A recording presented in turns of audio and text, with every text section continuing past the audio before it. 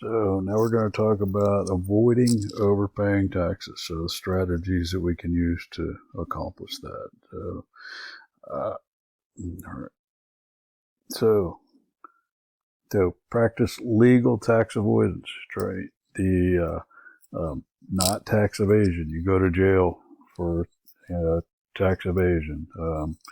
The it's not, you know, even if you end up in some nice federal prison, it's not much fun. I'm sure Wesley Snipes would not recommend it. So, reduce your taxable income via your employer. A premium only plan is a special form of insurance that you can buy through your employer. Transportation reimbursement plan. When I was working, I could deduct the neighborhood of $200 a month that I for my parking lease when I worked in the city and had to have a lease for my work parking my car. So do you take the money out of your paycheck and it's put in an account, and when you either provided with a card where you pay with that card, or you submit the copies of the bills and the canceled checks and the proof of payment, and the money is reimbursed. The flexible spending accounts. So there's flexible spending accounts for medical and then also childcare. So there are limitations on the flexible spending account. I think it's I forget, maybe it's $2,900 a year. Defined contribution retirement plan. So this is your 401k, 403b, 457 plans. These are you put your income into those plans and it's invested, and you do not have to pay taxes on that money until you withdraw it. And as I mentioned before, many employers provide matching contributions.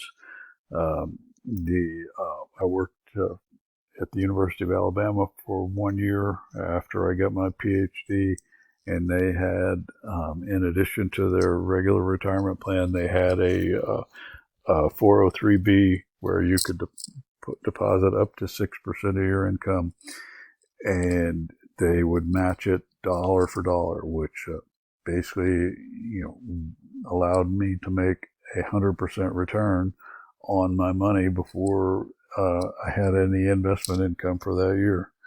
It's matching contributions are a wonderful thing. I highly encourage you to take advantage of. Tax sheltered investments, the investments that yield tax returns that are tax advantaged. So and you can invest with pre-tax income rather than after-tax dollars.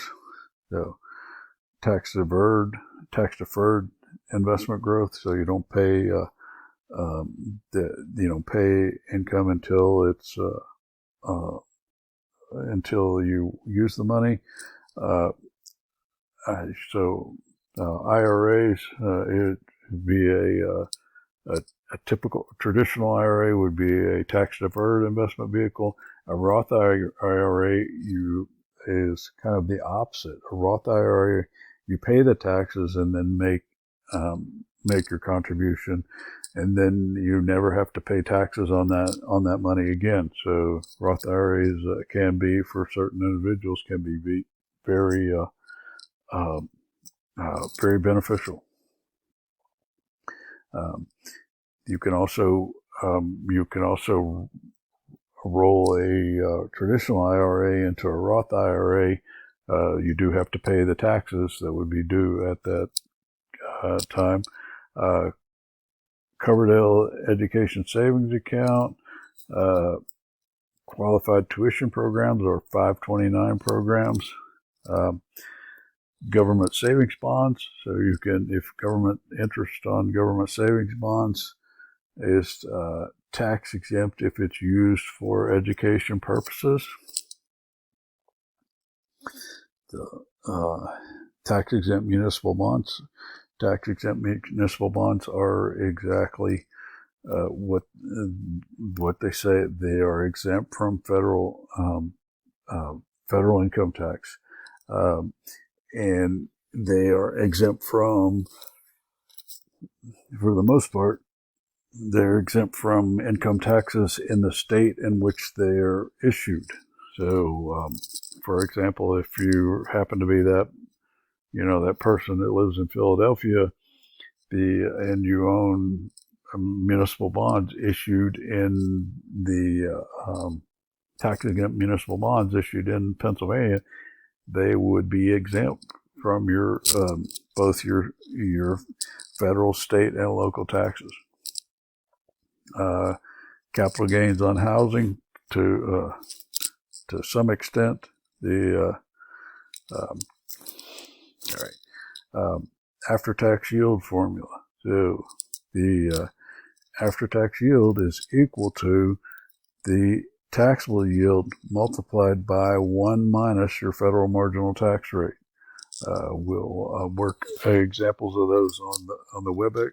There's an example here as well, but there will be after-tax yield problems on the exam. So if you have an individual with a 30% marginal tax rate, and a 5.7% taxable yield would be, you would multiply that by 1 minus the marginal tax rate, 33%, and you would get 3.82% as the after-tax yield. Right. All right. So we'll start with other strategies on the next lecture.